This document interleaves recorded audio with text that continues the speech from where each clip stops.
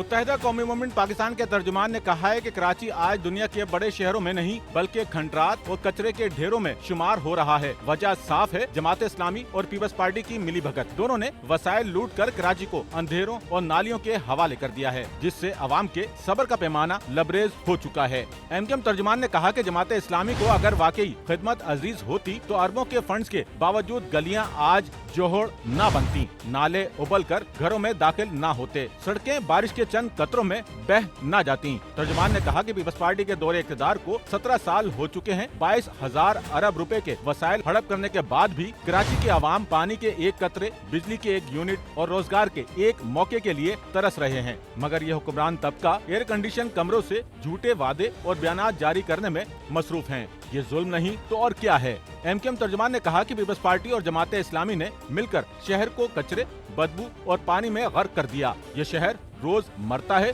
और ये दोनों जमातें रोज उसकी लाश पर सियासत करती हैं। उन्होंने कहा कि कराची के अवाम अब बाशऊर हैं। वो जानते हैं कि मगरमच्छ के आंसू बहाने वाले यही असल कातिल हैं। एमकेएम ही वो वाहिद जमात है जो आज भी अवाम के दरमियान खड़ी है। मुत्तहिदा कौमी मूवमेंट पाकिस्तान की मरकजी कमेटी ने अपने सख्त रद्द अमल में कहा कि मीरपुर खास, टंडोवाला यार, सांगड़ और नवाबशाह की अवाम गुज़िश्ता 3 दिनों से बारिश के पानी में डूबे हुए हैं, मगर पीपल्स पार्टी के वुज़रा, मेयर और बल्दियाती नुमाइंदे एयर कंडीशन कमरों से निकलने को तैयार नहीं। 3 रोज गुजरने के बावजूद इलाकों में बिजली मौजूद नहीं, घरों, बाजारों और शाहराओं में घुटनों घुटनों पानी खड़ा है। खुले मैनहोल शहरियों के लिए मौत के कुएं बने हुए हैं। एमकेएम पाकिस्तान मरकजी कमेटी ने कहा कि सिंध की आवाम अच्छी तरह जानते हैं कि ये हुक्मरान उनके असल मुजरिम हैं और अब वक्त आ गया है कि उनके झूठे वादों को मुस्तरद करके मुत्तहिदा कौमी मूवमेंट पाकिस्तान का साथ दें। सच्चल न्यूज़ नेटवर्क की वीडियोस में खुशामदीद। नाजरीन, वीडियो से मुतालिक अपनी कीमती राय का इजहार कमेंट बॉक्स में जरूर करें और चैनल को सब्सक्राइब करें।